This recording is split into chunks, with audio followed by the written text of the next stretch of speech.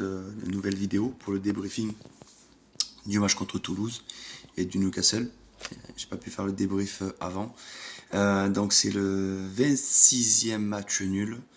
On a marqué 117 buts et on a encaissé 63 buts contre Toulouse depuis 1980. Beaucoup de joueurs ont porté les deux maillots. Gignac, Batles, Barthez, Galtier, Jean-François Domergue-Passy, Hérault, Lada, Casanova, Jean-Philippe Durand. Il y a eu William Prunier, Jean-François Hernandez, Pedros, Lamine Diatta, Amada Jambé, Dalmat, Trevisan, Carasso, Fernandao, Ndiaye, Arrache, Sébastien Hamal, Rioux, Ferrer, Fabrice Henry, Rousset et Fernandao, paix à son âme. Donc ça fait 27 Marseillais qui ont porté les deux couleurs de Toulouse et de l'OM.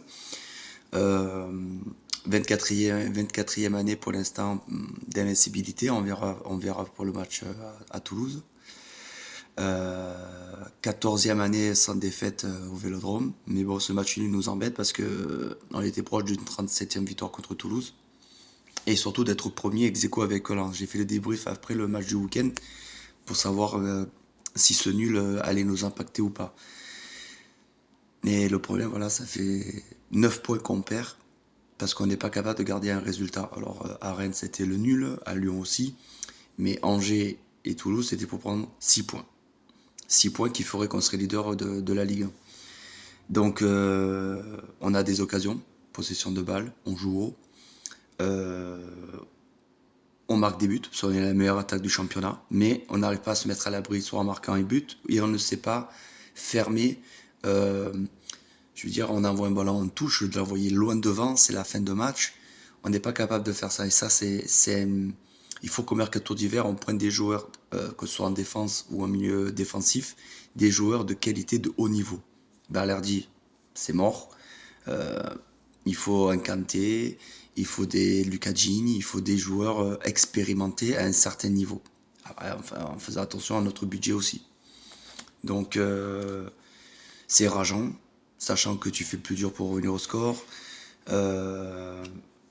Hochberg qui marque, je veux dire, voilà, c'est dommage. C'est dommage parce qu'il y avait moyen de prendre les 3 points et Toulouse qui est milieu de tableau. Et sachant que Lille a gagné, Lens a gagné, donc et le match est déterminant à Lille où il faut pas le perdre. Le nul ça serait bien, mais comptablement ça serait pas trop bon. Et il faut gagner à Lille. Et Lille c'est compliqué parce qu'on n'est pas sur une bonne série là-bas. Et encore que Rulli nous a fait pas mal d'arrêts. Le premier but à garde fait un peu n'importe quoi. Riley sur le deuxième c'est pareil. Dommage qu'il n'y avait pas Barcola. Bon, pourquoi il n'était pas dans le groupe? Bonne question. Après, De Zerbi fait tourner pour éviter justement des blessures, des fatigues, tout ça. Mais je pense qu'il faut garder notre milieu gagnante jusqu'à la fin de la saison, parce que sinon, si on fait que changer les automatismes, tout ça, bon après, il faut faire jouer tout le monde, mais c'est... voilà quoi. Et après, Newcastle, voilà, c'est ou tout ou rien avec Marseille. Newcastle, il y a Ben Arfa, Gignac, non, Ben Arfa qui a joué là-bas, et Loïc, il y a Bibey, et je crois même Loïc Rémy, Thauvin et Mbemba. Ils sont 5 à avoir joué là-bas. À Newcastle, on se rappelle tous de Drogba, mais moi j'y étais parce que j'étais lycéen à l'époque et j'y étais. Mais là, Newcastle, on a mal démarré les 10 premières minutes et après ça a été un tout autre match en seconde mi-temps où le discours de De Zerbi fonctionne. On l'a vu aussi contre Toulouse, on était mené, on est rentré au retour des vestiaires, le match a changé.